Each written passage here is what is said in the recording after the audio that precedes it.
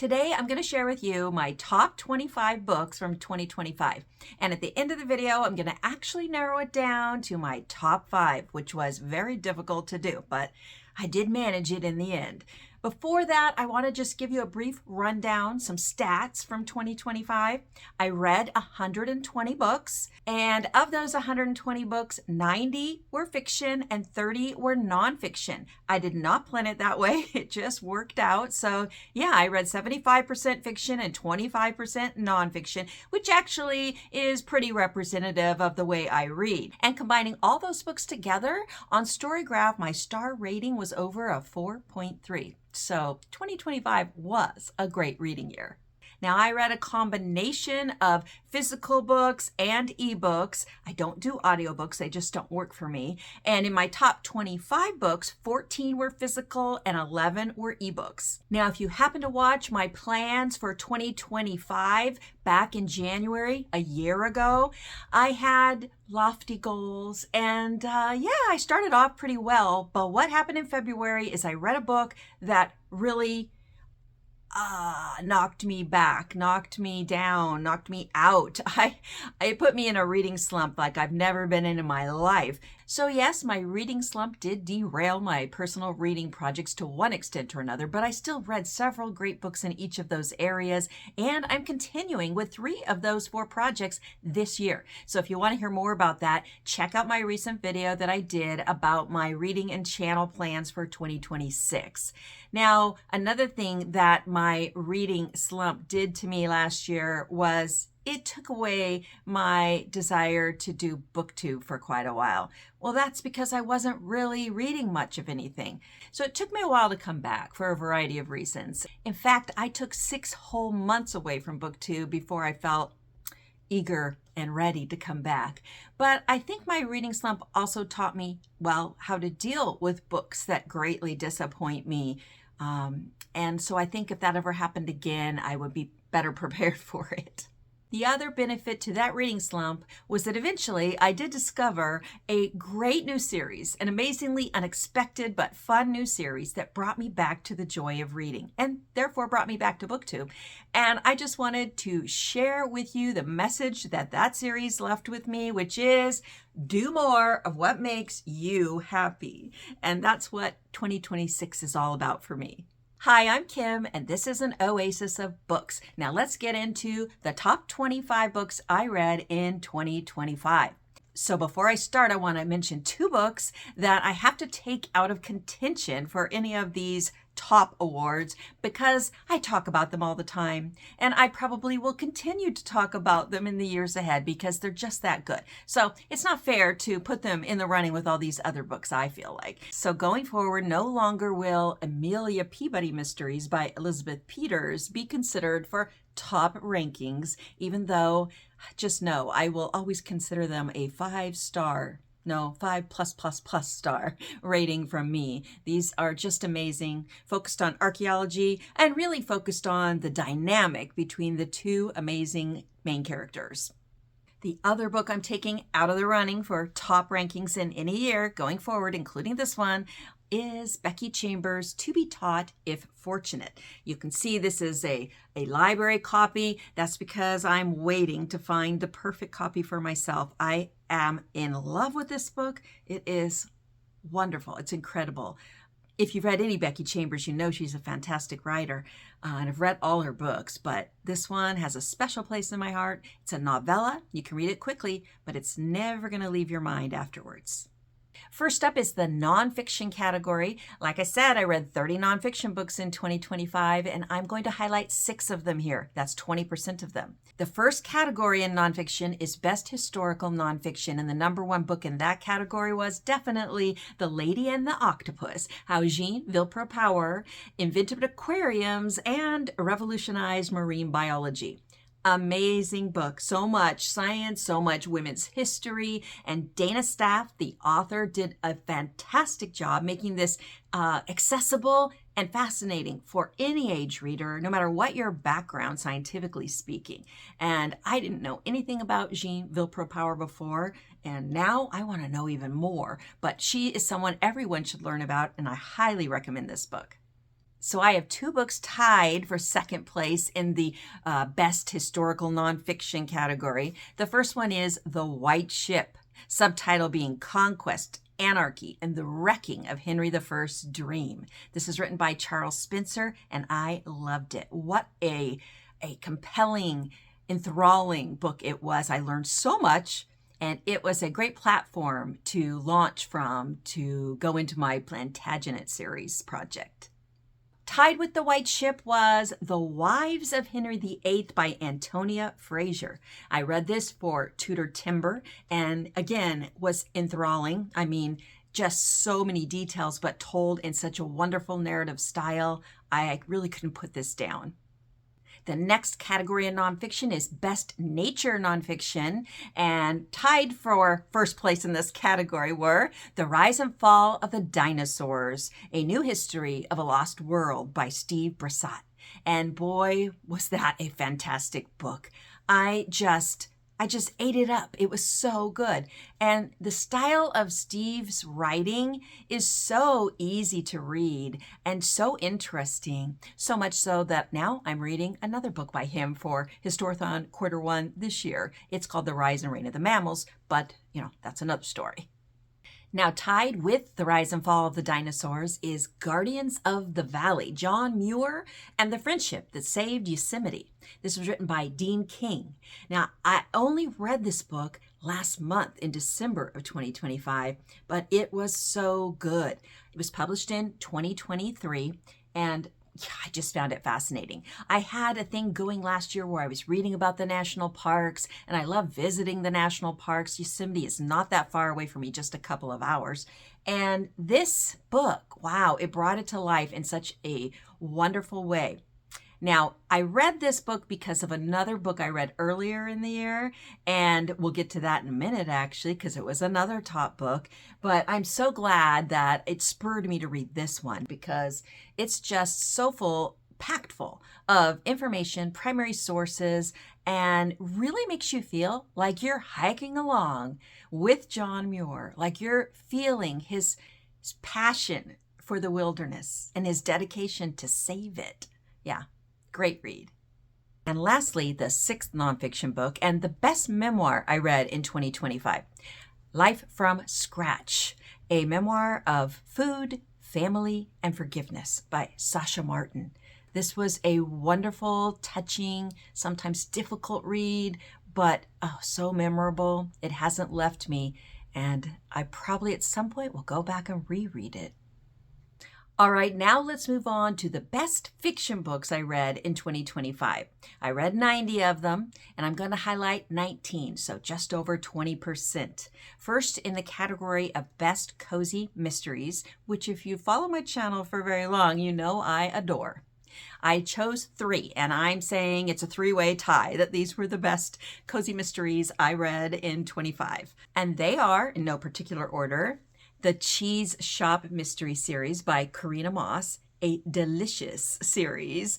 Lots of recipes included too, but wonderful characters, great plot, love it. Secondly, and eerily similar, I have the Grilled Cheese Mystery Series by Linda Riley. The first book is Up to No Gouda.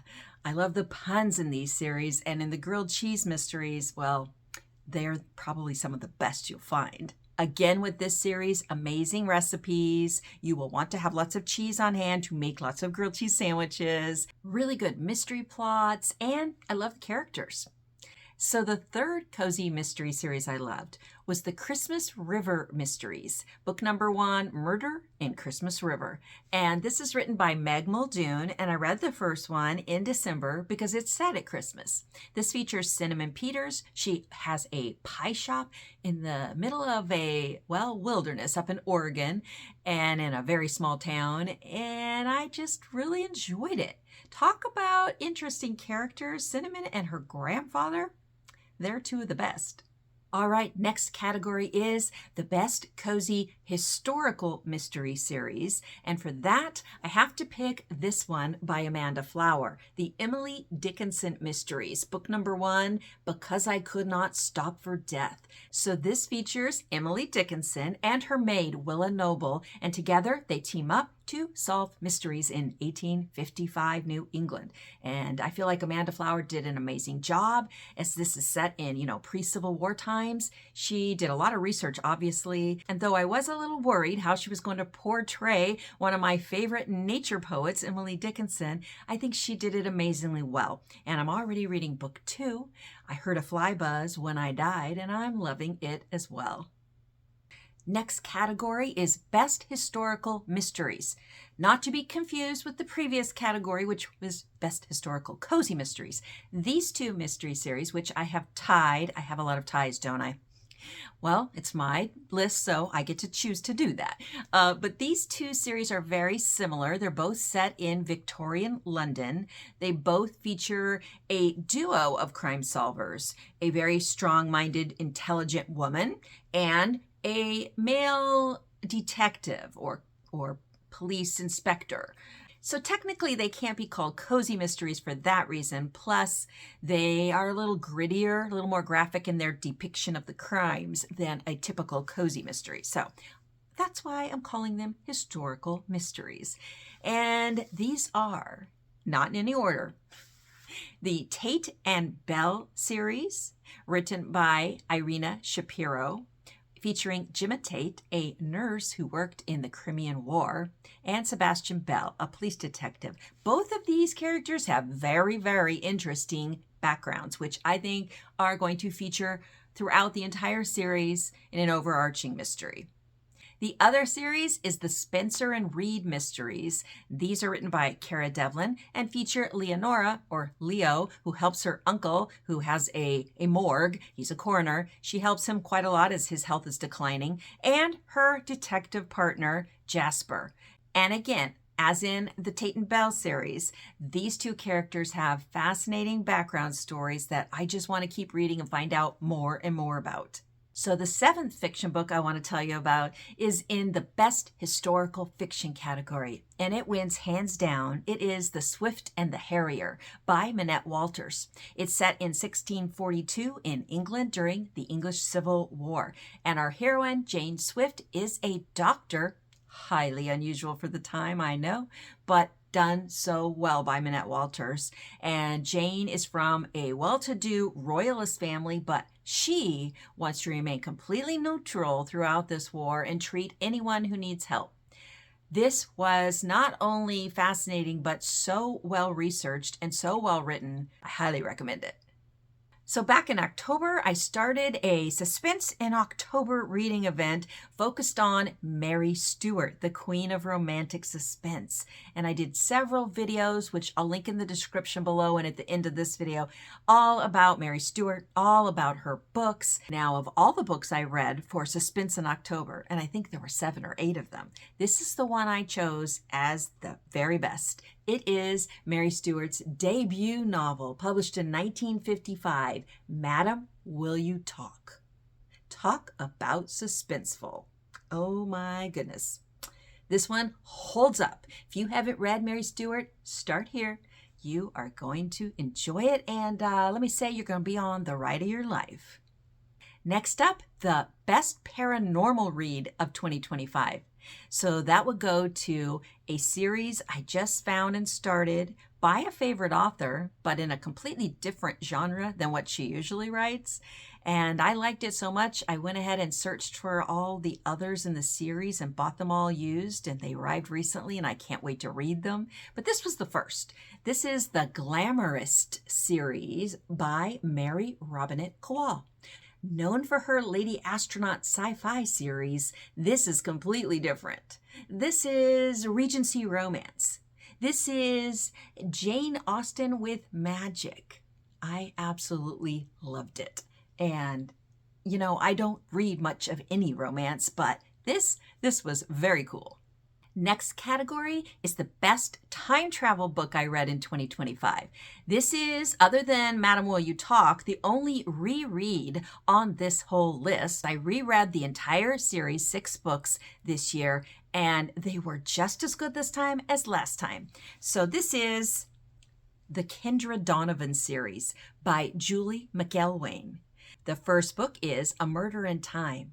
This series features Kendra Donovan. She's an FBI agent. She's young. She's a genius, really, and she is a criminal profiler.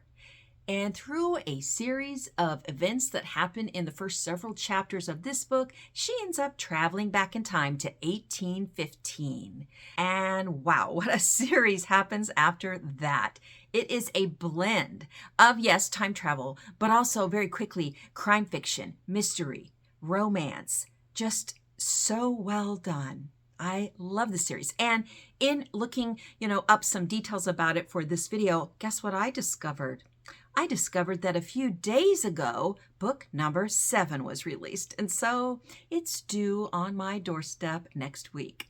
It's called Echoes in Time, and can't wait to get it. The next category is Best Nature Fiction, and that definitely has to be Letters from Yellowstone by Diane Smith. Now, this book was a surprise to me in that I found out it was an epistolary novel, and I almost didn't read it because I'm not really a fan of that genre. But boy, am I glad I did, because I loved it. It is set in 1898, and our protagonist is Alexandria, or Alex, or AE, as her letter stated, and why she was even taken on it to be part of the scientific nature study in Yellowstone National Park. The scientist who was heading up the field study assumed she was a male, but no, she was female, a very intelligent, very ambitious female botanist from back east, and she joined the expedition along with a widely diverse cast of characters. And this book, wow, not only did you get to soak in the natural beauty, you got to see so many other themes running throughout this book too, from the birth of environmentalism to the displacement of Native Americans to the dawning of feminism, really, there before the turn of the 20th century, and the urge to protect this newly established park from the commercial interests that already were trying to invade and take advantage. I really loved this book. Can't recommend it highly enough. The next category is middle grade fiction, and the best middle grade book I read last year was Prairie Lotus by Linda Sue Park. Linda Sue Park is quite famous. She's won all sorts of awards, including the Newbery Medal Award. She wrote A Single Shard, A Long Walk to Water, and so many other great books. This one, well, as she says, it's a conversation with the Little House books. This features Hannah, half Asian girl, who is growing up in the Dakota Territory in the 1880s with her father. And she faces a lot of discrimination, as you can imagine. And she makes friends with some Native Americans, some Dakota. And in reading this book, we're taken inside Hannah's mind, and we see and feel the discrimination that she experiences and the confusion in her mind about why it's even happening, why the white people are like this. But somehow the book manages to be much more than that important, strong message. It's also about, well, the joys and comforts that you found if you read Little House when you were young, but without some of the elements that might have bothered you. I definitely think this book should be read alongside the Little House books. They are some of my favorites from childhood, but this book, it rounds everything out. It is a necessary addition to the prairie pioneer fiction category, and I'm so glad Linda Sue Park wrote it. And now, the best sci-fi books I read in 2025. There are 3 of them, and you guessed it, it's a tie. But that's mostly because, really, these are 3 sub-niches. The first is what I would consider heavy sci-fi, and it is Children of Time by Adrian Tchaikovsky. I wasn't sure I could get through this book. It was long, and I knew that the aliens were spiders, which was a bit off-putting to me. But I wanted to read it so I could get to book 2, because I knew in that book the aliens were octopi, or octopuses more properly. And I was going to be doing October, where we were going to read about octopuses. What I didn't expect was to actually enjoy Children of Time so much. Wow, Tchaikovsky's an excellent writer, and he really sucked me into his world. And although I was a little nervous as I got to the 2/3, 3/4 mark of the book, he brought it around, and the ending was very satisfactory.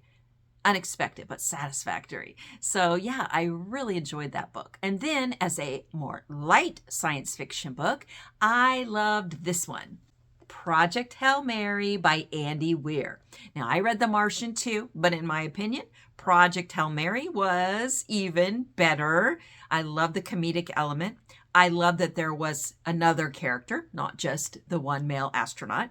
And yeah, I'm really excited about the movie coming out this year. I hope they do a great job with it. And if you haven't read this one, I encourage you, do so. You will love it. You will enjoy the characters and you will enjoy the journey, the adventure out there in space.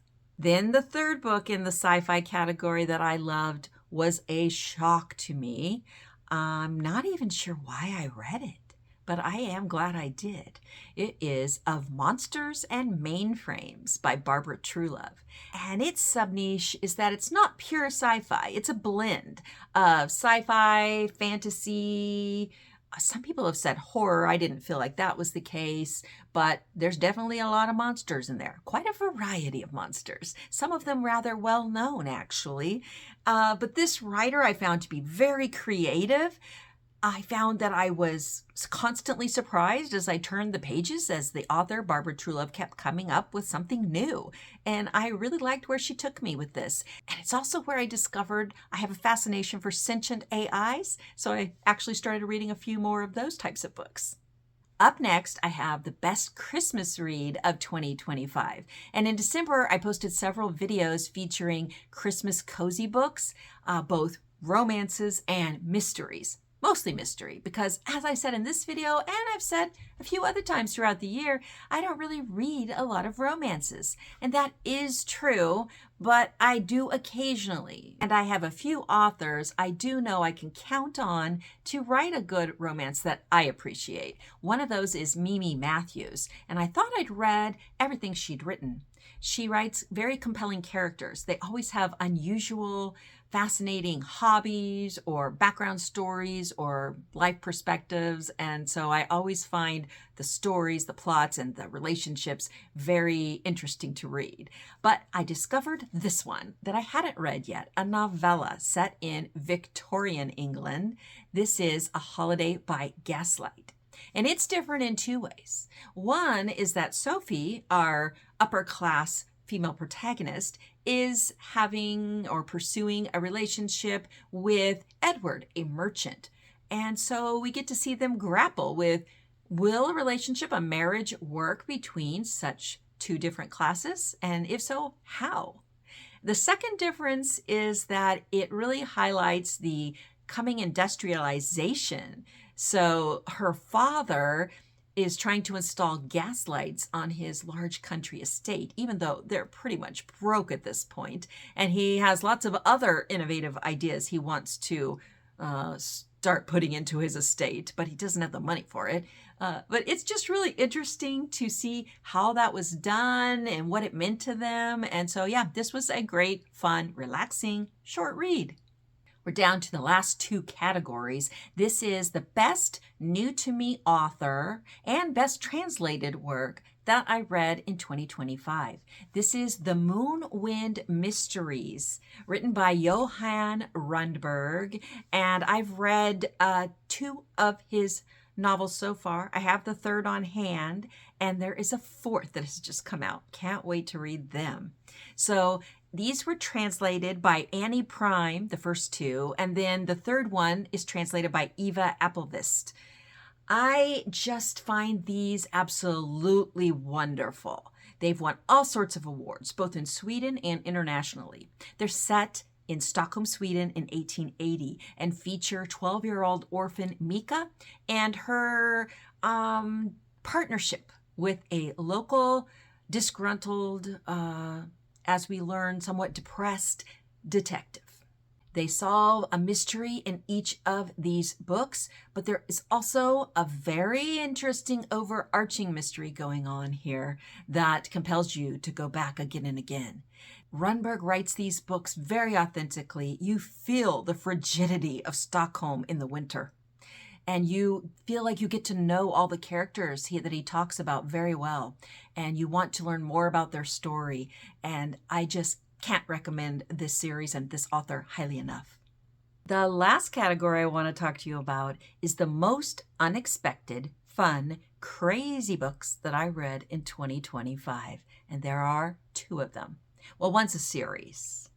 So the series that got me back into reading after that awful reading slump that I didn't know if I should talk about on my channel because it's really unlike anything else I read, and I didn't know if anybody who follows my videos would be interested in it. But then I just had to share because it was so life-changing for me in that it got me out of that slump and it entertained me so much. It's the Dungeon Crawler Carl series by Matt Dinniman. Yep, it's Lit RPG, literature role-playing game genre, and I certainly don't read anything else in that genre. I've never played any kind of role-playing game, video game that is. I do play Werewolf. But anyway, I was shocked by how much I loved these books. And they took me in from the very beginning. And I've really thought about why I love the series so much, because there is a lot of violence. And stuff in it that's would probably be very interesting to people who play these role-playing video games that for me are like, oh yeah. What keeps me coming back and keeps me so entertained and so much loving these books is the characters.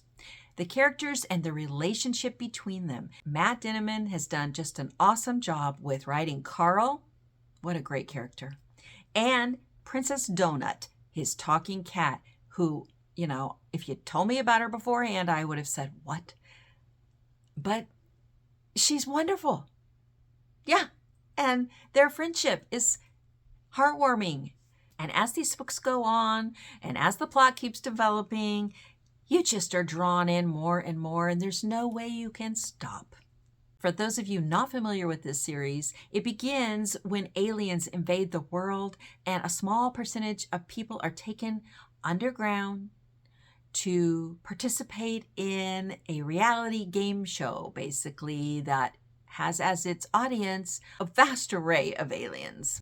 And that's all I'm going to say about it because it's just too far out there for me to describe, but I would urge you to give it a try because you might be surprised like I was and find you love it. The other book that fits in this crazy, unexpected, fun category is Hollow Kingdom by Kira Jane Buxton. So, wow, this book, I hesitated to read it because the booktuber who recommended it knew there were aspects of it I would really love, but thought it might be too much horror for me because there are zombies in it and violence. There are zombies in it, but they're pretty much in the background. This series is focused on a crow, a domesticated crow named ST, short for something you can discover when you read the book. There is some profanity in this book, easy to overlook for me. This book starts with, humans turning into zombies and all their pets and the wild creatures having to figure out what to do now. And the messages in this book, the strong ones, are inclusivity and environmentalism. There's more, but those are the ones that stood out to me. There's a lot of humor in this book. There's a lot of deep friendship in this book. And overall, contrary to all expectations I would have had of a book including zombies, I thought it was amazing. And I'm looking forward to reading the sequel. So those are my top 25 books from 2025. And now, from those 25 books, I'm going to tell you my top 5. And this was so challenging for me to pick them and to not have any ties, but I managed it. I will say, though, that on any given day, the order of these 5 might change, and that's just a fact. But coming in at number 5, we have The Lady and the Octopus by Dana Staff. Wonderful book. Please go get it and read it. Book number 4, Prairie Lotus by Linda Sue Park. What an amazing writer. Such a strong message, so important, and so heartwarming, both in the story itself and in the way it lets you keep the Little House series in your heart as well. Book number 3, Madam, Will You Talk? By Mary Stewart, the queen, the still reigning queen of romantic suspense. And boy, if you read this, you definitely are going to be kept in suspense. These last two I had written down as a tie for so long. And again, tomorrow I might change my mind. But for today, number 2, Letters from Yellowstone by Diane Smith. I cannot stop thinking about this book all this time later, and it's triggered me to read so many other books connected with Yellowstone, with the national parks, with nature in general, with environmentalism, just with so many things. So yeah, this is a very quiet, relaxing, slow-paced, incredible book.